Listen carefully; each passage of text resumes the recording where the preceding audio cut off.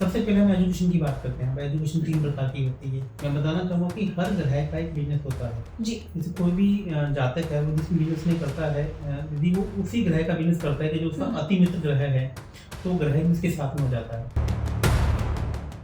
नमस्कार, आपका स्वागत है द आचार्य लवभूषण शो में। तो आज हम बात करेंगे बिजनेस एस्ट्रोलॉजी के बारे में।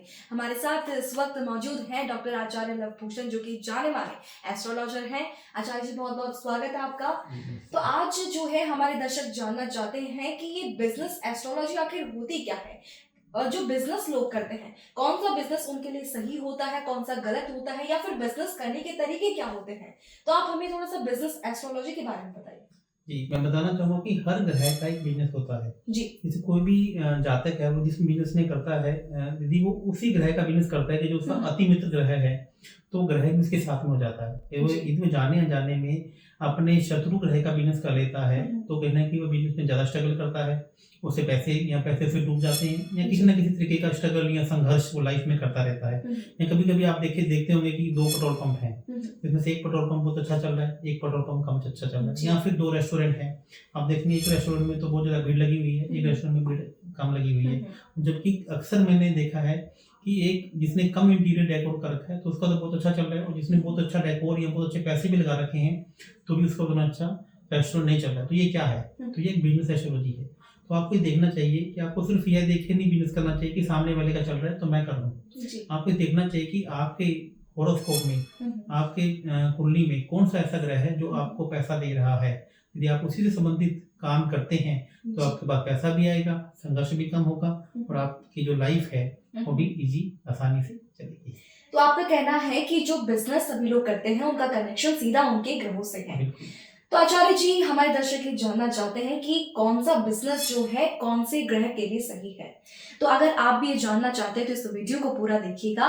तो आचार्य जी, हम कुछ बिजनेस के बारे में आपसे पूछेंगे, कुछ क्वेश्चंस मैं अपने लेकर आई हूँ कि ये जो बिजनेस है इस ग्रह के लिए सही रहेगा। तो सबसे पहले मैं आपसे पूछना चाहूंगी आचार्य जी, एजुकेशन का जो बिजनेस होता है वो कौन से ग्रहों के लिए ठीक रहता है। देखिए, बहुत अच्छा क्वेश्चन किया।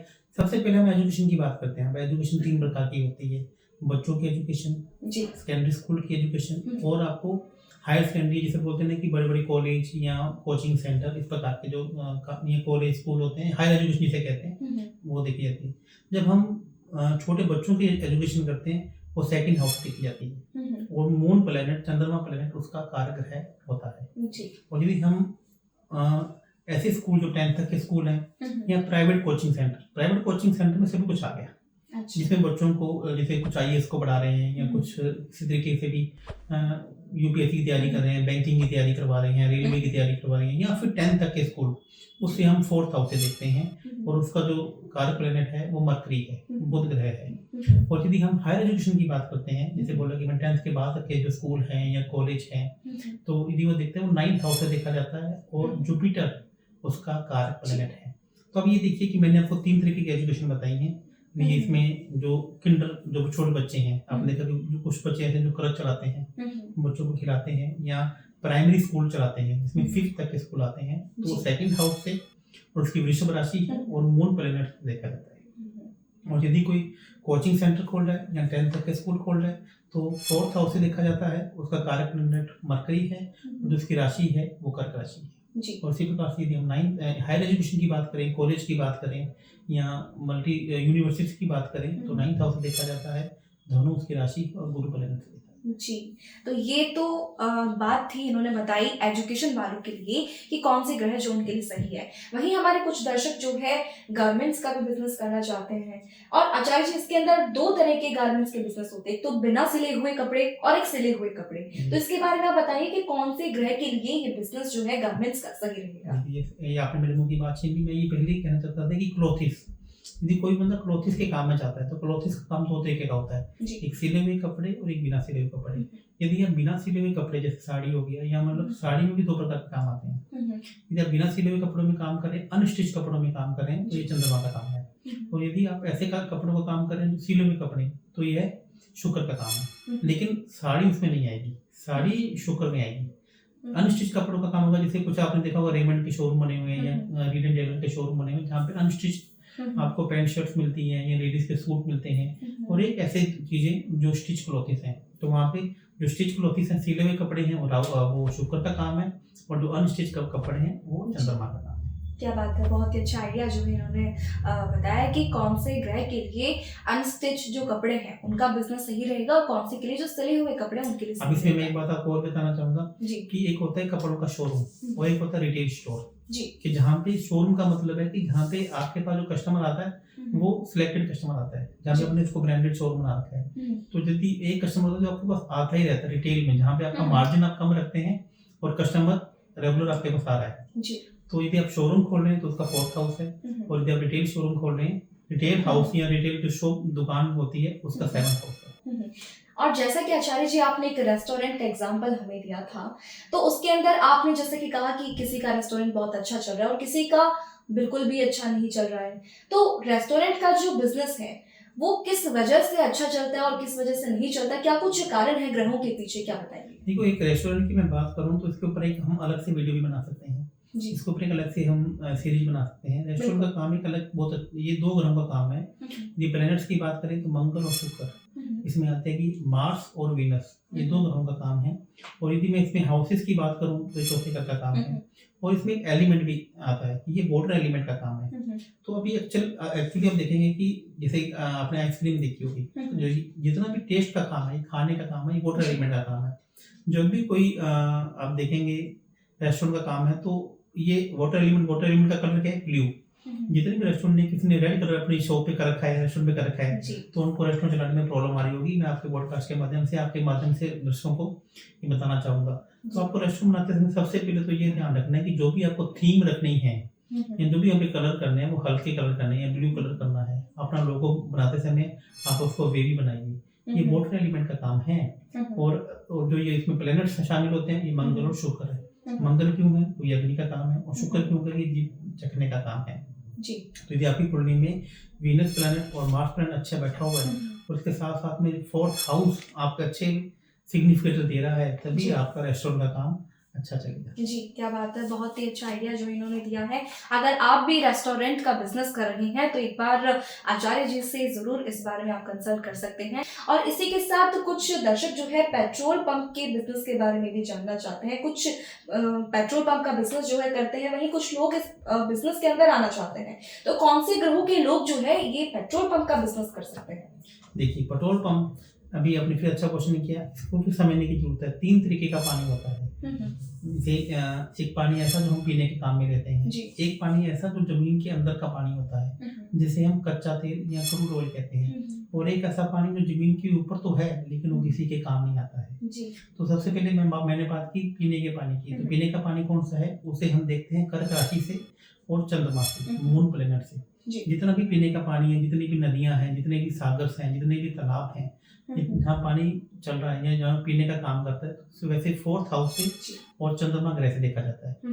और जितना भी पानी जो जमीन के अंदर है, जो जमीन में दबा हुआ है और जो खनिज से, मिनरल से इसमें कन्वर्ट हो गया है, तो उसे हम वृश्चिक राशि से और मंगल ग्रह से देखते हैं, जो कच्चा तेल का काम है। और ऐसा पानी जो जमीन के ऊपर तो है लेकिन वो किसी के काम नहीं आ रहा है, तो उसे मीन राशि से और गुरु प्लैनेट से देखा जाता है। जी। अब अपने पेट्रोल पंप की बात की, तो पेट्रोल पंप कौन से पानी में आता है? एक ऐसा पानी जो ज्वलनशील है, जिसमें आग है, तो वो वृश्चिक राशि है और मंगल ग्रह से देखा जाता है, और उससे 8वें भाव से देखा जाता है। 8वां भाव जो है वो ऐसा चीजें जो जमीन के अंदर हैं, तो उसमें मिनरल्स भी आते हैं, उसमें माइनिंग भी आती है, उसमें किसी भी तरीके की खान भी आती है। अब खान भी 2 तरीके की होती है, एक खान जमीन के अंदर भी होती है और एक खान जमीन के ऊपर होती है। तो जो खान जमीन के नीचे है उसे हम 8th हाउस से देखते हैं, और जो खान जमीन के ऊपर है उसे हम 9th हाउस से देखते हैं।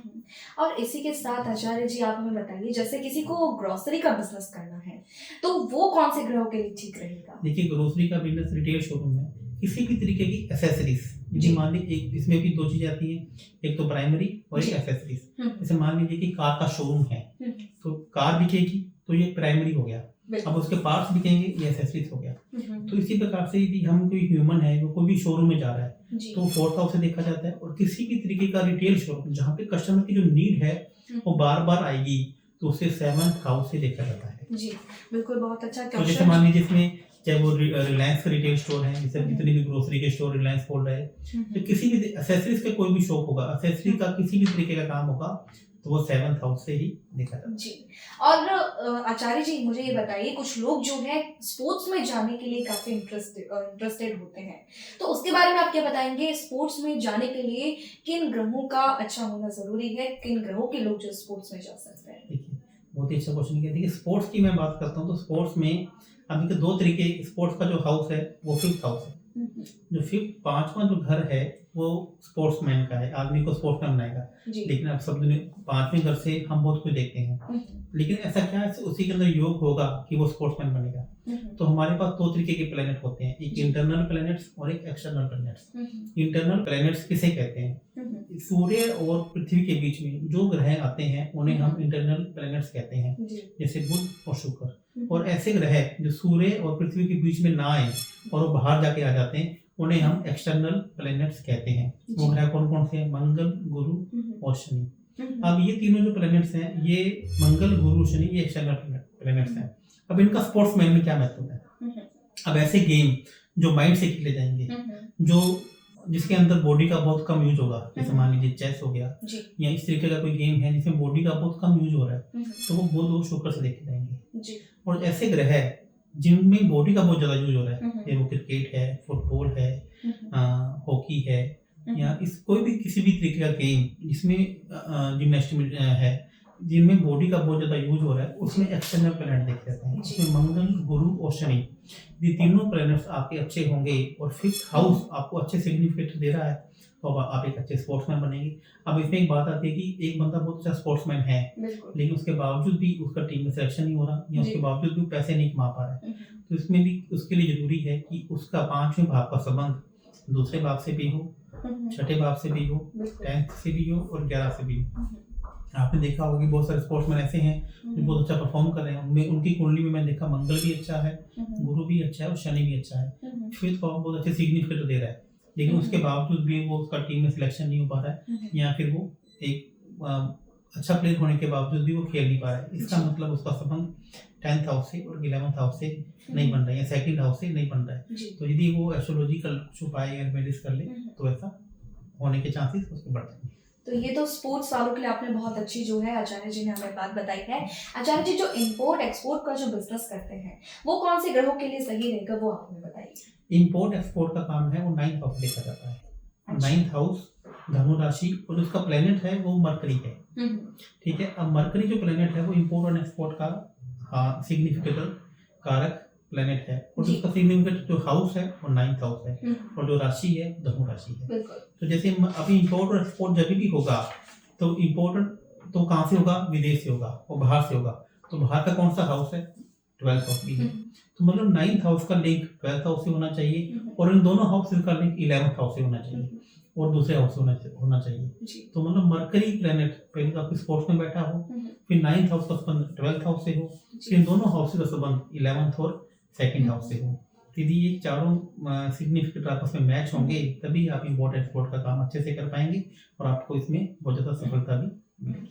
बहुत अच्छी बात जो आपने बताई हमें, जिससे कि सफलता जो है इंपोर्ट एक्सपोर्ट के बिजनेस करने वालों को जरूर मिलेगी। और इसी के साथ मैं आपसे पूछना चाहूंगी, रियल एस्टेट का जो बिजनेस होता है वो किन ग्रहों के लिए अच्छा होता है? देखिए, रियल एस्टेट का बिजनेस जो है बहुत एक बड़ा बिजनेस होता है और अभी काफी ट्रेंडिंग में भी है। तो कौन कौन से ग्रहों के लिए रियल एस्टेट का बिजनेस सही रहेगा? देखिए, रियल एस्टेट का जो बिजनेस होता है वो सूर्य प्लेनेट से देखा जाता है। अच्छा, सन सूर्य प्लेनेट है वो रियल एस्टेट के बिजनेस को रिप्रेजेंट करता है। अब रियल एस्टेट के काम में बहुत सारे काम आते हैं, जैसे मान लीजिए कोई खाली जमीन है तो खाली जमीन मंगल ग्रह से देखी जाती है। यदि हम उसमें कंस्ट्रक्शन का काम करते हैं तो वह शनि से देखा जाता है। यदि आपने कोई मल्टी स्टोरी बिल्डिंग बनानी है तो उसमें राहु और केतु का भी योग आता है। यदि आपने बोला कि मुझे जमीन लेनी है, इसमें कंस्ट्रक्शन करना है और मुझे उसमें फ्लैट्स बनाने हैं, तो जो फ्लैट्स होते हैं वो राहु और केतु होते हैं। और यदि आप इंडिपेंडेंट विला बना रहे हैं, इंडिपेंडेंट बंगला बना रहे हैं तो वह शुक्र हो गया। तो ये भी आपको देखना पड़ता है कि कई बार मेरे पास बहुत सारे बिल्डर्स मेरे क्लाइंट हैं, में जहाँ तक हैं, तो वो कहते हैं कुछ लोग बिल्डर तो फ्लैट बनाते हैं तो उनके बहुत अच्छे बिक रहे हैं, लेकिन बंगला बहुत अच्छे नहीं बिक रहे हैं, और किसी के दोनों बहुत अच्छे बिक रहे हैं और किसी के दोनों नहीं अच्छे बिक रहे हैं। तो सबसे पहले तो आपको आपकी कुंडली में, आपकी जो हॉरोस्कोप है उसमें एक प्रॉमिस देखना पड़ेगा कि कौन से ग्रह आपके लिए अच्छे बैठे हुए हैं और आपके फेवर में बैठे हैं। तो इसमें एक ऐसी ज़मीन भी आती है जो पानी वाली ज़मीन है, और एक ऐसी ज़मीन भी आती है जो बिना पानी की ज़मीन, जिसे बंजर ज़मीन भी कहते हैं, और एक ऐसी ज़मीन भी आती है जो पहाड़ों की ज़मीन होती है कि हमें कहाँ पे प्रोजेक्ट लगाना चाहिए। जो पहाड़ों की ज़मीन है वो चंद्रमा से देखी जाती है, जो पानी वाली ज़मीन है वो भी चंद्रमा से देखी जाती है, और जो सूखी ज़मीन है जिसमें पानी नहीं लगता है, जो बंजर ज़मीन है, वो शनि से देखी जाती है। और जो हरी ज़मीन है, जहाँ पे घास है, जहाँ पे इस तरीके की ज़मीन जो हरी है, वह मरकरी प्लैनेट से देखी जाती है। और उसके बाद आपका अर्थ एलिमेंट जिसमें 2, 5, 8 है, वो भी देखा जाता है। और रियल एस्टेट का जो बिजनेस है, यदि आप कमीशन का काम कर रहे हैं तो ये मरकरी में आएगा, यदि आप रियल एस्टेट के बिल्डर और डेवलपर का काम कर रहे हैं तो आपके सूर्य में आएगा। और ये टोटल प्रोजेक्ट इस कहते हैं इसे 4th हाउस से देखा जाता है जी। और इसी के साथ मेरे दिमाग में क्वेश्चन आया आचार्य जी, कुछ लोग सिर्फ प्रॉपर्टी का भी काम करते हैं, तो वो कौन से ग्रोथ के लिए सही है? प्रॉपर्टी में सेल परचेज का काम करते हैं जी। यदि मैंने आपको बताया नहीं, यदि कोई भी जातक कमीशनिंग का काम कर रहा है, वो सिर्फ एक एजेंट है, तो उसका मरकरी और मंगल जो है वो पर जमीन है या बना हुआ घर है, और जो मरकरी है वो कमीशन है। तो यदि कोई भी काम सिर्फ प्रॉपर्टी का लेन देन का काम कर रहा है, वो सिर्फ कमीशन का काम कर रहा है, तो मरकरी और आपको मार्स से मंगल ग्रह देखना पड़ेगा। यदि आप एक डेवलपर के रूप में काम करें तो इसके साथ में सूर्य भी ऐड हो जाएगा, और आप फ्लैट्स में जा रहे हैं तो राहु केतु उसमें ऐड हो जाएंगे, और जब बंगला बना रहे हैं तो उसमें शुक्र ग्रह आ जाएगा। और वैसे जो उसका हाउस है वो 4था घर है, तो आपका 4था घर अच्छा होगा तो आप रियल एस्टेट के काम में बहुत अच्छा परफॉर्म कर पाएंगे। जी आचार्य जी, बहुत ही अच्छे तरीके से आपने रियल एस्टेट बिजनेस वालों के डाउट्स जो है क्लियर कर दिए हैं। अब इसी के साथ जो ग्लासेस का जो बिजनेस होता है वो किन ग्रहों के लिए सही है, वो आप हमें बताइए। देखिए, ग्लास का काम, ग्लास भी 2 प्रकार के होते हैं। पहले तो एक सिंपल ग्लास का काम बात करते हैं कि मिरर, एक होता है लुकिंग मिरर और एक होता है ग्लास। यदि मैं ग्लास की बात करता हूँ तो ये मरकरी है, और जब लुकिंग मिरर की बात करते हैं तो ये राहु आ गया। जैसे मोदी ग्लास आपने सुना हुआ, तो ये सिंपल यदि ग्लास का काम करते हैं तो मैंने कहा बोला ये मरकरी है। और यदि आप लुकिंग मिरर की, जहाँ पे आप अपने आप को देख सकते हैं, तो मिरर का काम क्या है? झूठ बोलना। वो आपको तो झूठ कौन बुलवाता है? जो आप हैं, जैसे आपने मेकअप कर लिया, आप क्या हैं? आप शीशे में आपको तब देखना चाहते हैं, कब देखना चाहते हैं? जब आप अपने आप को सुंदर या बिल्कुल हम अच्छे लग रहे हैं, बनावटी दिखाना चाहते हैं कि जो हैं आप अपने मेकअप से आप अपने को कुछ भी बना सकते हैं। तो जो बनावटीपन है वो राहु का है, तो जो एक्चुअल मिरर है, जो ग्लास है, वो मरकरी है। तो इसमें चश्मे भी आ गए। यदि ऐसी चश्मे की बात करते हैं, यदि कोई नजर का चश्मा बनाना चाह रहा है तो बुध का काम है, और यदि वो गॉगल्स को बेच रहा है तो राहु का काम है। तो इसमें मैं आपको एक उपाय भी बताता हूँ। जैसे किसी के बहुत सारे लोगों की कुंडली में सूर्य और राहु की युति होती है। जब भी किसी की कुंडली में सूर्य और राहु की युति होती है तो एक प्रकार का पितृदोष भी है। तो उसमें सूर्य भी पीड़ित हो जाता है और उसमें राहु भी पीड़ित हो जाता है। तो उसमें अक्सर हम ये उपाय बताते हैं कि आपको जब भी धूप में निकले तो काला चश्मा पहन कर निकले। जब भी आप धूप में, क्योंकि सूर्य की सीधी किरणें आपकी आंखों में नहीं पड़नी चाहिए, तो आप सूर्य और राहु की युति के बुरे प्रभावों से बच सकते हैं। और इसी के साथ मैं आपसे क्वेश्चन पूछना चाहूंगी आचार्य जी, ज्वेलरी का जो बिजनेस है वो किन ग्रहों के लिए सही है? बहुत बढ़िया क्वेश्चन किया। आप देखो, ज्वेलरी में क्या कहा था? ज्वेलरी में 3 चीजें आती हैं, सोना, चांदी और डायमंड, हीरा। जो किसी, अब देखिए कि मैंने देखा कि यहाँ पे मैं जयपुर में हूँ, बहुत सारे ज्वेलर्स के जातक क्लाइंट हैं, तो कुछ का बिजनेस चांदी में बहुत अच्छा चल रहा है, और कुछ का सोने में बहुत अच्छा चल रहा है, और कुछ का सिर्फ हीरे में बहुत अच्छा चल रहा है, और कुछ का तीनों में अच्छा चल रहा है, और किसी का किसी में भी अच्छा नहीं चल रहा है। तो देखिए, जो सबसे पहले देखिए कि आपको मैंने भी क्या पता था, चांदी है वो चंद्रमा से देखिए, और जो सोना है वो गुरु ग्रह से देखा जाता है, जुपिटर से, और जो डायमंड है ये शुक्र ग्रह से देखा जाता है। और किसी भी तरीके का शोरूम है हमें किसे देखा जाएगा? 4th हाउस से। और कोई भी छोटी दुकान है या कोई भी रिटेल स्टोर है वो किसे देखा जाएगा? 7th हाउस से। कभी कभी क्या होता है कि कोई भी जातक एक बहुत बड़े उसके शॉप या बहुत बड़ा रिटेल स्टोर चल रहा होता है, तो उसको वो शोरूम में कन्वर्ट कर देता है, और जैसे ही वो शोरूम में कन्वर्ट करता है तो उसका काम चलना बंद हो जाता है। और ऐसा क्यों होता है कि उसका 7th हाउस तो उसको बहुत अच्छा रिजल्ट दे रहा है, लेकिन जैसे ही उसने शोरूम में कन्वर्ट किया, क्योंकि 4th हाउस उसकी फेवर में नहीं था, तो उसका काम चलना बंद हो जाता है। तो आपको जुपिटर, चंद्रमा और डायमंड के साथ साथ में आपको ये भी देखना है कि 4th हाउस में कौन सा नक्षत्र बैठा हुआ है, वहाँ पे कौन कौन से ग्रह आपको सिग्निफिकेंट दे रहे हैं, उसका संबंध किस हाउस से बन रहा है। तो रिटेल स्टोर में और शोरूम में भी ये डिफरेंसेस है। तो आप किसी भी तरीके का ज्वेलरी का काम करते हैं तो सबसे पहले आप अपने प्लैनेट को चेक कीजिए, 4th हाउस और 7th हाउस को चेक कीजिए, फिर प्रकार से आप अपने काम को मल्टीप्लाई कीजिए। लेकिन आचार्य जी, इसके अंदर भी 2 तरीके के कामों में ये डिवाइड हो जाता है। जैसा कि कुछ लोग जो है ज्वेलरी बनाने का ये काम करते हैं, गहने बनाने का, तो कुछ लोग जो है इसको सेल करने का काम करते हैं, तो वो उसके बारे में थोड़ा सा डाउट्स क्लियर कीजिए। देखिए, कोई भी बंदा ज्वेलरी का काम करता है, ज्वेलरी बनाने का काम, ज्वेलरी मेकिंग का काम लेबर लोग करती हैं, तो लेबर जो भी है वो शनि है। और कुछ लोग ऐसे हैं जो ज्वेलरी बनवाते हैं लोगों से, लेकिन आपको शोरूम का काम करते हैं, तो वो जब भी कभी मार्केटिंग का काम आएगा वो शुक्र और चंद्रमा है। तो मतलब कि आप देखिए ज्वेलरी मेकिंग का काम लेबर लोग करती है, तो उसमें हम सिर्फ शनि ग्रह को देखेंगे जी। कि आपका शनि ग्रह अच्छा है, तभी आप लेबर या हार्डवर्क कौन करता है? जिसका शनि ग्रह अच्छा होता है या जिसका मंगल ग्रह अच्छा होता है, तो वो हार्डवर्क एक अलग चीज हो गई। शोरूम का और ज्वेलरी मेकिंग का आपस में कोई भी मैच मेकिंग नहीं है, क्योंकि वो एक काम अलग लेबर से, अलग लोगों से करवाया जाता है। शोरूम का काम जो कि सौम्य प्लेनेट का है, जिसमें मैंने बोला आपको चंद्रमा, गुरु और शुक्र, और जो मेकिंग का काम है ये एक्सटर्नल प्लेनेट का काम है, जिसमें मंगल और शनि आता है। बिल्कुल। और इसी के साथ जो मैन्युफैक्चरिंग का बिजनेस जो होता है वो किन ग्रहों के लिए सही है? देखिए मैन्युफैक्चरिंग किसी भी तरीके की यदि आप मैन्युफैक्चरिंग करते हैं तो मंगल ग्रह से की जाती है। ओके। मैन्युफैक्चरिंग कहते किसे? पहले तो आप इसमें ये देखना पड़ेगा, दो चीजें होती हैं। मैन्युफैक्चरिंग का मतलब है कि आपने किसी भी मशीन में किसी भी आपका कच्चा माल जो रॉ मटेरियल आ रहा है वो किसी और फॉर्म में आ रहा है, और जब वो तैयार हो रहा है तो वह किसी और फॉर्म में तैयार हो रहा है, तो मतलब आपने उसका प्रारूप चेंज कर दिया जी। आपने उसकी शेप चेंज कर दी, आपने वो नाम चेंज कर दिया। जैसे एक फ्लोर मिल है, वहां पे जो आया गेहूं आया वो गेहूं के रूप में आया, और जैसे ही वो पीस कर बना तो वह क्या बन गया? आटा बन गया। तो जो गेहूं है वह सूर्य है, जब वो आटा बन गया वो कन्वर्ट हो गया तो वह शुक्र बन गया।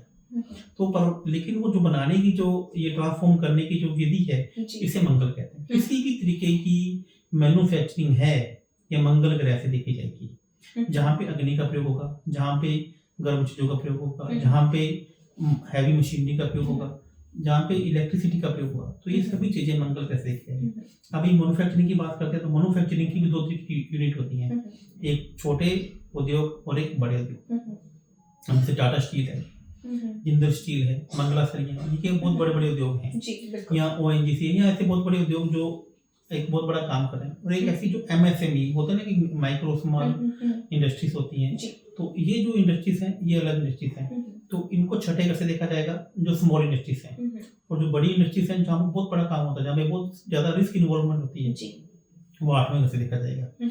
तो मैंने आपको दो तरीके बताए, मैन्युफैक्चरिंग काम किससे देखा जाएगा? मंगल से। उसके बाद हम क्या देखेंगे? छठा घर भी देखेंगे और आठवां घर भी देखेंगे। यदि छोटी इंडस्ट्री है तो छठे घर से देखेंगे, और बड़ी इंडस्ट्री तो आठवां घर से। और इसी के साथ कुछ दर्शक जो है गार्डनिंग का भी काम करते हैं, यानी जो बगीचे फार्म हाउस टाइप्स उनके कुछ उनकी जगह होती है जिनकी वो देखभाल करते हैं, या फिर ऐसा कोई उनका बिजनेस चल रहा होता है, तो उनको डाउट है कि वो कौन से ग्रहों के लिए सही है, क्यों उनका कभी काम सही चल पाता नहीं है और कभी बहुत अच्छा चलता है। देखिए आप नर्सरी का काम या एग्रीकल्चर का काम कहना चाह रही हैं, जहाँ तक मैं समझ पा रहा हूँ कि कुछ लोग ये समझ रहे हैं कि हमें एग्रीकल्चरिंग का काम कर रहे हैं, हम नर्सरिंग का काम कर रहे हैं, तो कौन से कैसे देखा जाएगा? तो नर्सरिंग का काम है जहाँ पे आप पेड़ लाकर बेच रहे हैं, तो ये मरकरी ग्रह का काम है। और जहाँ पे आप एग्रीकल्चर फॉर्म में कोई भी काम कर रहे हैं तो यह चंद्रमा ग्रह का काम है। तो यदि एग्रीकल्चर फॉर्म का काम देखते हैं तो इसका एक ही हाउस है, 4th हाउस है। और यदि आप किसी की ट्रेडिंग कर रहे हैं, लाकर किसी को सामान को बेच रहे हैं, तो फिर मैं बताऊँ 7th हाउस का काम है। और यदि आपने को शोरूम में तब्दील कर दिया तो ये 4th हाउस का काम है। तो यदि मैं कह रहा हूँ ट्रेड नर्सरिंग जहाँ छोटे छोटे पौधे बिकते हैं, तो ये मरकरी का है। और जहाँ पे फसल को आप खुद उगा रहे हैं, अपनी लैंड में उगा रहे हैं, तो यह एग्रीकल्चर फॉर्म में देखा जाएगा, और ये चंद्रमा ग्रह का काम है जी। और इसी के साथ मैं आपसे पूछना चाहूंगी, जो चावल का जो बिजनेस होता है वो किन ग्रहों के लिए सही है? चंद्रमा जी। बहुत ही अच्छा आपने एकदम सटीक जो है आंसर आचार्य जी ने दिया है। इसी के साथ जो कोचिंग सेंटर का जो बिजनेस अगर कोई दर्शक करना चाहता है तो वो किन ग्रहों के लिए सही है और किस तरीके से फायदेमंद होगा? कोचिंग सेंटर का काम पहले हम डिस्कस कर चुके हैं, ये 4th हाउस से देखा जाता है। कोचिंग 3 प्रकार की होती है, छोटे बच्चों की, 10th तक की और हाई स्कूल की। लेकिन यदि सिर्फ कोचिंग सेंटर की बात करते हैं तो ये 4th हाउस देखा जाता है। जी बहुत बहुत धन्यवाद आचार्य जी। तो जैसा कि आपने इस वीडियो में देखा कि आचार्य जी ने हर फील्ड के बिजनेस की, हर तरीके के बिजनेस वालों के डाउट्स जो है क्लियर करे हैं। तो अगर आप भी जानना चाहते हैं कि आपका ग्रह जो है कौन से बिजनेस के लिए अच्छा रहेगा, तो जल्दी हमें मैसेज कीजिए और कांटेक्ट कीजिए। धन्यवाद।